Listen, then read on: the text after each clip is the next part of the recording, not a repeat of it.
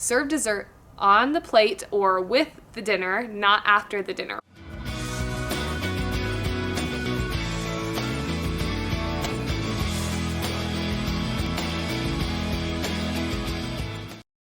Hello and welcome to my Parents Quick Guide on raising an intuitive eater and implementing responsive feeding practices. So this video has 5 parts, 5 little questions or how-tos that we're going to address to help you feel comfortable using the division of responsibility and intuitive eating practices when you're feeding your kids.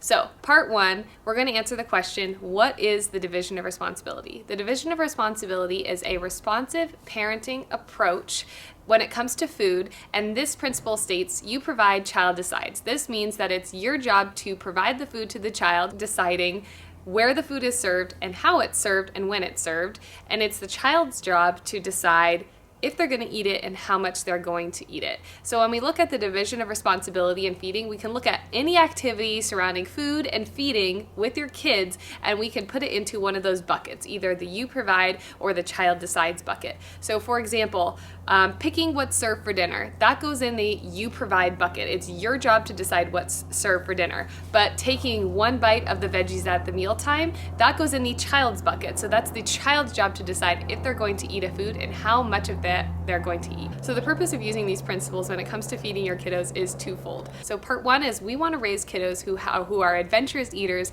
have diet variety, and get all the vitamins, minerals, and nutrients that they need to grow. And part 2 is we want to raise kiddos who have healthy eating behaviors, who become intuitive eaters, who love and nourish their bodies, and we want to help set up these healthy eating behaviors for our kiddos to last a lifetime, and we want to set these up at a young age. Okay, so let's talk about how to set meal and snack boundaries. So the number one thing that I recommend for setting meal and snack boundaries is having a household schedules when it comes to meals and snacks and sticking to it. Both parents sticking to it. This is really, really important, and this is a great way to help separate the child's responsibility and your responsibility within the division of responsibility in feeding. So a household schedule would look like your child knows when meals are coming and when snacks are coming. Now this doesn't mean like you have to serve it at a specific time of day, but around the same general time of day, and even a young kiddo who doesn't know how to tell time yet can still know what the general routine is. And so what do you do if your kiddo asks for a snack outside of this window? So obviously we want the schedule to flex a little bit if needed. So for example, like you and your kiddo went hiking or swimming and you're famished early, yes, flex the schedule, eat with your kiddo before you would normally serve them a snack. But otherwise, try to stick to your schedule as much as possible. This is really, really important because when your child asks for a snack outside of the normal meal or snack schedule that you set in your household and you give into that, you are giving part of your responsibility that should go in the parent bucket to the child, and you're breaking that division of responsibility framework. And remember, one of the goals of the division of responsibility is to establish trust in the feeding relationship. And when we break that, we are breaking down that trust mostly in terms of like your child trusts that you're going to behave in a certain way, or your child trusts that there's a certain expectation when it comes to food. And if you allow them to ask for a snack and then you give in, you're teaching them that they can ask again for a snack and get what they want. So if you notice your child asking for snacks all the time outside of the regular windows, consider that you need to adjust the meals and snacks that you regularly offer now by making them higher in protein, fiber, and healthy fats to help keep them full for longer.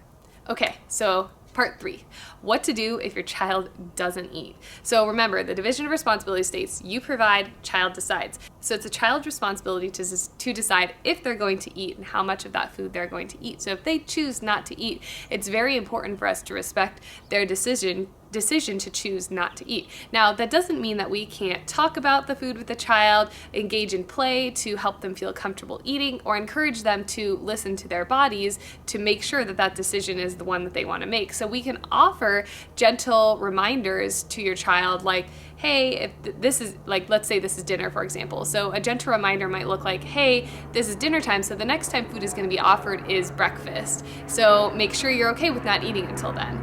Something like that is can be really useful for your child, and sometimes that will encourage them to eat because they might remember a time where they turned down dinner and they don't want to feel hungry like that again until breakfast. You can also encourage a child to examine their own hunger cues. So if a child says, "I don't want dinner tonight," ask them, is your tummy full or is your tummy empty? So remember that it's really common for a child's intake to fluctuate as they grow and as their activities change. So some days kids will eat more than you and you'll be shocked, and some days they'll barely eat anything and they'll still be functioning completely fine. It's important for us to listen to our child's hunger cues and encourage them to listen to their own hunger cues so that they can self-regulate their food intake and grow into an adult who knows how to self-regulate their food intake. So if a child decides that they're not going to eat their dinner, it's really, really important that we don't give them another option and that we don't offer them a snack afterwards if that's not something we normally offer in our house. So by giving your child a separate dinner, you are teaching them that it's not your responsibility as a parent to decide what's served. It's actually the child's responsibility. And so again, you're breaking down that feeding relationship trust, and you're teaching their child that they can kind of usurp your responsibility and decide what they should eat. We want them to be given the opportunity to eat and make their choice on their own, and then be allowed to experience the natural consequences of that if there are any. Maybe they're just not hungry and they'll be fine till breakfast the next day. So the last thing I want to mention here when it comes to the what if they don't eat thing is, if they're not eating, don't require them to take one bite of something. Remember, child's decision to decide if they're going to try something and how much they're going to eat of it. So by requiring them to try one bite, we're taking away that responsibility from them. So I think you're probably seeing a theme here.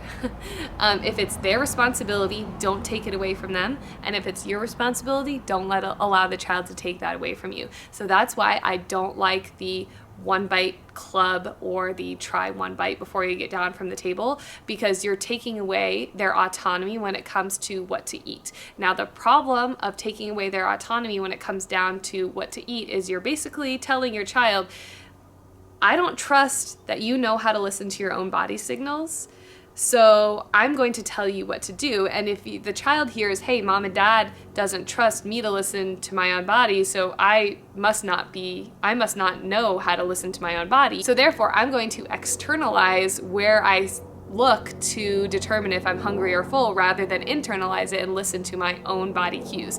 So by taking away that autonomy to decide whether they're going to eat and how much of that they're going to eat, you're teaching them to not trust their own body, which is a problem. Because when these kiddos grow into adults, now we have adults who don't know what it feels like to be hungry, or who don't listen to their stomach when their stomach sends a signal, hey, I'm full, and they keep eating and end up binging. So telling our kids to take one bite or forcing them to eat something is working against teaching them how to listen to their own body cues.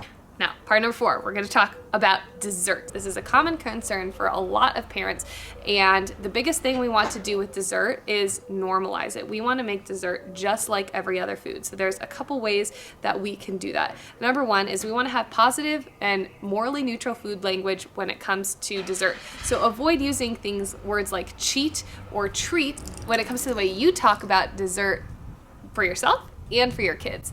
And another way that we can make dessert morally neutral is not using it as a reward for any sort of behavior. Now, how to serve dessert? Serve dessert on the plate or with the dinner, not after the dinner. Remember, we want to remove morality from the dessert. So by saving it for after, you're kind of telling your kid, hey, here's all this boring food, and once you eat this boring food, then you get the exciting stuff of dessert. Now, if you serve dessert on the plate, you're bringing it down to the same level, you're bringing it off of that pedestal, and you're saying, hey, dessert, just this cake, just food. Peas, just food. Peanut butter and jelly sandwich, just food. They're all just foods. They're all equal in terms of morality, because we're not associating food with morality. And so by doing so, you're going to be removing the excitement factor from dessert and showing your kids it's just like any other food. So with dessert and with any other food, we want to remove the restriction factor.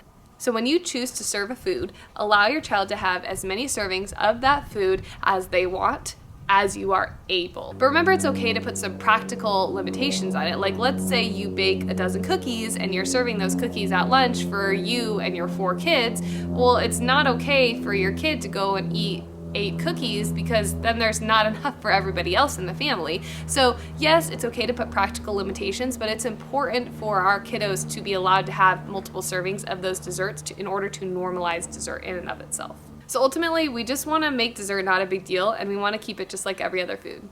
All right, so now number 5, let's talk about how to have fun with it. So we want to not force our kids to eat certain foods, but we also want them to eat healthy vegetables, right? Like, vegetables are so awesome for our kids. They have lots of vitamins and minerals, and they really pack a punch when it comes to the nutrition. But if I don't force my kid to eat the vegetables, they're not gonna eat it, right? Okay, that's totally wrong. There are lots of things that we can do to help our kids eat the vegetables, and it can be really fun. Get them involved in the kitchen. So getting your kid involved in the kitchen is really, really important and integral for accepting new foods. And for older kiddos, you can even treat this like a responsibility. You know, everybody contributes to the family, and today the way you're contributing to the family is by helping me make lunch.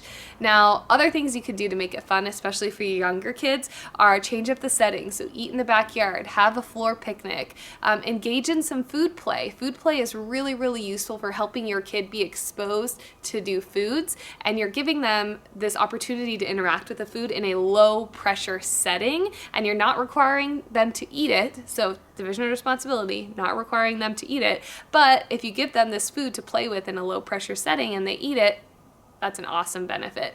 So being silly at the dinner table can be something that is super useful for helping your kiddo to accept new veggies. So asking them, like, what would that animal sound like if they ate the food? Or playing I Spy, like my daughter loves playing I Spy with looking for carrots in her soup or her pasta. Doing imaginative play, like playing out if your broccoli was a tree and getting a toy dinosaur and saying, what do you think this dinosaur wants to do with this tree? Do you think the dinosaur wants to eat the tree? So being silly at the table can be really useful to help your kids accept new foods in a way that still adheres to the division of responsibility, still supports them developing a healthy relationship with food, and still supports you and your partner in helping to raise intuitive eaters who love and nourish their body and know how to listen to their body signals. So that's a wrap on this quick guide for parents to raising an intuitive eater and to implementing responsive feeding in your home. Make sure to subscribe if you want to learn more. We're going to go in depth on all of these topics coming up soon.